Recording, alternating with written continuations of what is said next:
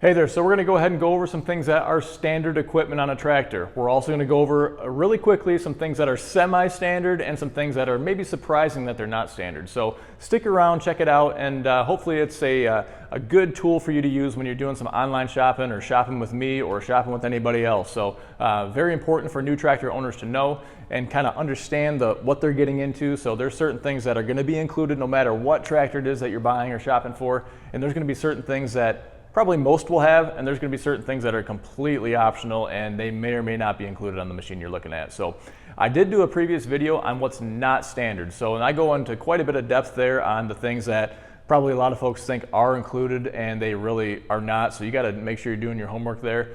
This is just going to touch on a few of those things just to kind of recap that. Some of the more common items that are not standard and probably thought of to be standard. But the primary purpose here is to go over the things that are going to be included with any subcompact or compact tractor that you're shopping for. And so I want to clarify that when I say any subcompact or compact tractor, I should say that you're shopping for with me, because I'm going to buy John Deere's and Kubotas typically from the mid 2000s, maybe the late 2000s, like 2008, 2009, 2010, and newer. So the vast majority is going to be 2013 and 14 and newer, which is really when everything is going to apply to. So there's always a caveat to any review or statement, I suppose, and that would be mine. But this is the stuff where I say it's standard. If you're looking at a 2009, 2010, it's going to be included, and if it's semi-standard, I'll let you know. Welcome to Good Works Tractors. From snow to mow, Good Works Tractors is the place to go. Shop goodworkstractors.com, subscribe to our channel below, like our Facebook page, and stay tuned. Thanks for watching. I went over a video previously, I'll post a link, about things that are not standard. So sometimes there's misconceptions or maybe just a misunderstanding of things that should be included, but they are not. And so that's part of the variation of all the different models that are out there, and even some things that are added on by a previous owner. You know, things don't always come new on a tractor. Sometimes they're an option, they have to be added, and sometimes they're not always added. So, but these are things that you're gonna get regardless of if they're added or not. They're just standard on the tractor. And so, you know, things like a loader and a mower deck are not standard. I'm not going to talk really anything about those because that's an option. You may or may not get one with a loader or a mower deck. So, but we'll talk about our standard items right now. So first thing I want to talk about is going to be kind of here in the operator station, which is going to be where a lot of these items are going to take place. And so we're going to be talking a lot of basics here, things that are going to be included. And one is going to be the fact that you have a parking brake. So every tractor that I sell, at least, is going to have a parking brake. It's probably some sort of code requirement for that. Another item that every tractor is going to have is going to be power steering. So you're not going to have any manual steering like a lot of the old tractors do and a lot of the small garden tractors do. So that makes a significant difference, especially if you're looking to upgrade. So you don't need to worry about whether your tractor is going to have power steering or not, because it is, at least if you're buying a tractor from me, because I won't buy one without it. So I've never bought one without it. I've never heard of one without it that's in that age range that I'm talking about. So additionally, another standard item is going to be turn signals, headlights, that kind of thing. Those are going to be standard features on there, along with flashers, okay? So you're not always going to have fender mounted work lights or work lights up top or work lights anywhere else, but you're always going to have headlights, flashers on the back. These are, again, safety protocol. I think that goes into, and somebody will know more than I will, but along with the triangle on the back, it makes the tractor street legal if you have all that kind of thing, along with a seat belt, okay? Another standard feature on all tractors that I'm going to carry. So I know there's a day and a point in time in a year where these kinds of things were implemented, and so again, the equipment that I'm carrying is all going to have this type of thing. So every tractor is also going to have a 3-point control, okay? It's going to be standard for there to be a Category 1 3-point hitch on the back of the tractors that I'm carrying. So again, we're talking the subcompacts and the compacts, all right? So 25 horse, 23 horse, you know, even a 15 or 18 horsepower Kubota, a little BX, an older one, and all the way on up and through to the 4 Series, okay? Even a 66 horsepower 4 Series tractor is still going to have a Category 1 3-point hitch.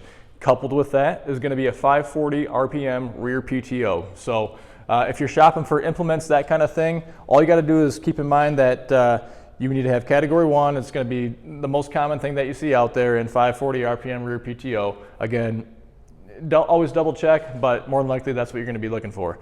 The The one thing I will say is that the size of your implement is going to be dependent on the size of your horsepower in your engine and the size of your machine overall. So keep that in mind. You're not going to run a 6-foot implement on a little 23 horse tractor like this. Okay, another thing that's standard is actually going to be a diesel engine. So again, I'm sure there's an example somewhere out there that I'm not aware of, but all the subcompacts and compacts are going to have diesel engines. So there's no gasoline engines in these machines. You're going to have locking rear differential, okay? And so what that's going to do, that's going to lock the rear axle and give you a little bit of temporary traction if you just need a little quick assist. And so don't engage that if you're going at a high speed. That's to be engaged at a very low speed or a complete stop. And so you got to hold that down to keep the locking rear differential engaged. Okay, so I want to touch on something that's standard, at least as far as I'm concerned, from about the year 2012, 2013. And that's going to be the foldable ROPS, or foldable rollover protection system. And so, you know, one of the last models I can think of that didn't have that was going to be the John Deere 3E series that had a fixed ROPS. So this could not fold over, it could not fold down, and that could restrict, you know, clearances and getting to certain locations or going underneath trees and brush and that kind of thing. So, but now, pretty much since that 2012, 2013, I think that was the last model I can at least recall that did not have a folding ROPS. Again, correct me if I'm wrong.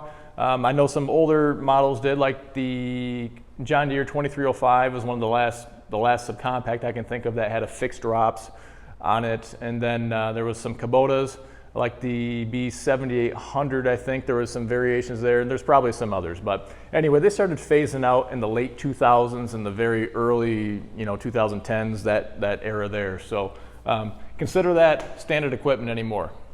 Oh, sorry, it's actually right behind me and I'm not even thinking about it. That's the other one that I can't think of, I couldn't think of, the John Deere 4 Series. And so I do have a 2014 out there, 4052M, and that actually does have a fixed ROPS. And so you would not be able to fit that underneath like a 7-foot high door. You'd have to go with an 8-foot high door to get that one in there. So, you know, there were a few that were lingering out there, but for the most part, you're going to consider that standard.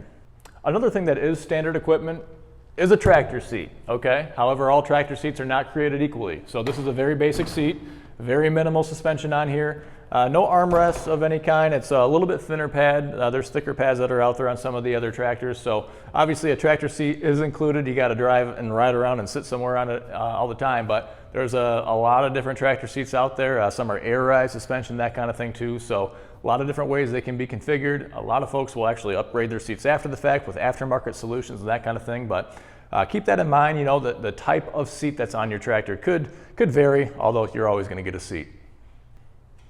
So touching on the kind of standard equipment is going to be that hydrostatic versus gear drive transmission, okay? And so a hydrostatic transmission is not going to be standard. So you are still going to have ranges. You're still going to have a high and a low range, or a high, medium, and a low range. However, that could be tied into a hydrostatic transmission.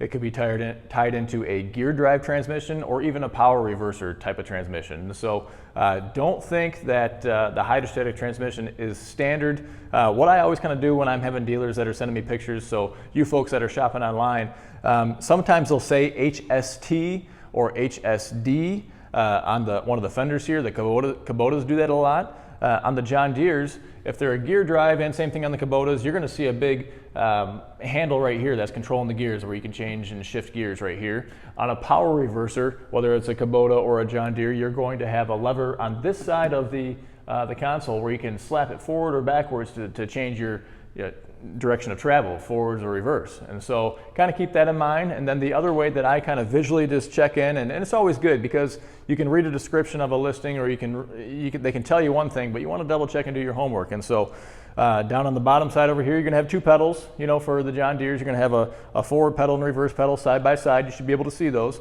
And on the Kubotas, you're going to have your treadle pedal, you know, so either a big long kind of banana looking pedal here, or a front and back one right here. So make sure you can see that and kind of double check and verify, and that's a good way to know what type of transmission you have.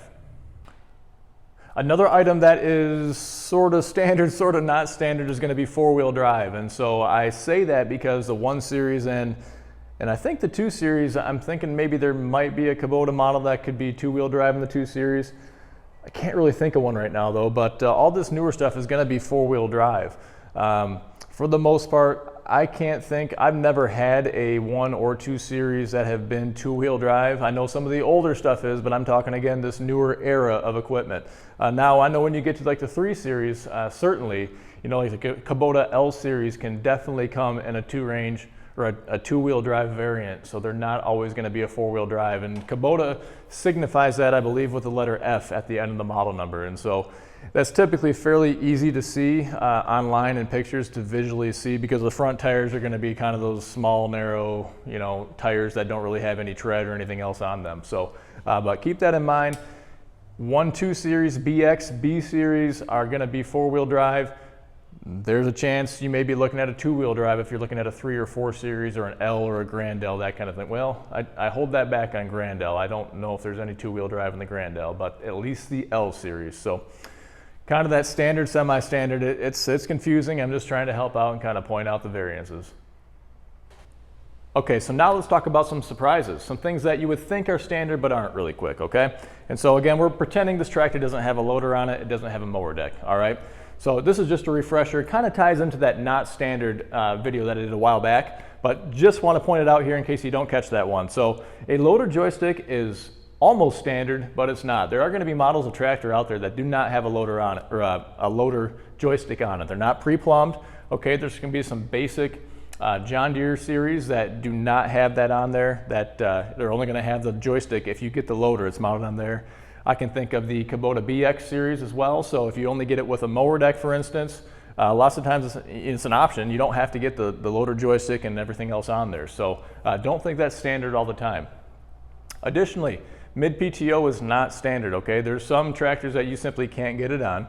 There's other tractors that it is an option to get. And a very popular one and a very, I would say, confusing one is a John Deere 3R series, or the previous generation, the John Deere 3X20 series, okay? And so that series there is a great example of some a series of machine that people want to put snow blowers on or add a belly mower to, and you don't realize there's an additional cost incurred because you can add the PTO, the mid PTO to it, but it is not standard, okay? So keep that in mind because that will affect the price point of the value of the tractor. Rear remotes, okay? A lot of folks think that rear remotes are standard and just gonna come on the equipment, and that is not the case. Maybe it was the case a long time ago, or maybe there's a special version of that on occasion that maybe Kubota or John Deere come out with that is equipped with an extra group of remotes out here, but for the most part, that's not going to be a standard thing. So I get about 10% of my tractors that have additional functions on their remotes. So whether it's a third function, a fourth and a fifth, or a power beyond, that's a whole other video. I do have a video on that explaining different functionality of remotes, and make sure you get the right ones if you're looking for it, okay? Cruise control is another one that's not standard, okay, along with tilt steering. You know, these are things that you might think are going to be standard equipment, but they're not, so make sure you keep that in mind. So hopefully this has been helpful, you know, for the new tractor owners out there. Maybe you're upgrading from a Ford 9N and finally looking to get into something newer and more maintenance-free to an extent, and this will give you a good idea of what is going to be standard equipment anymore on these newer tractors, and then what's going to be that semi-standard stuff, and then what's definitely not standard. So I encourage you to check out the not standard video as well, so you can see that. And again, this is a bit of common ground that I'm talking about here between Kubota and John Deere. This is something that they're going to share. It doesn't matter which brand you're going with or what series it is. They're going to include this type of equipment, and it's a fairly short list, I guess, you know, unless I'm talking about you get 2 fenders and you get 4 wheels and you get a set of brakes, that kind of thing.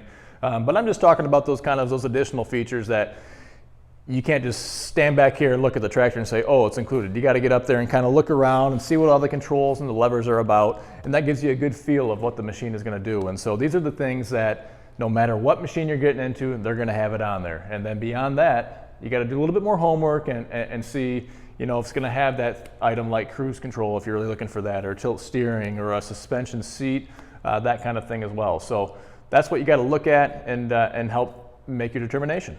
So thanks so much for watching, and have a great day.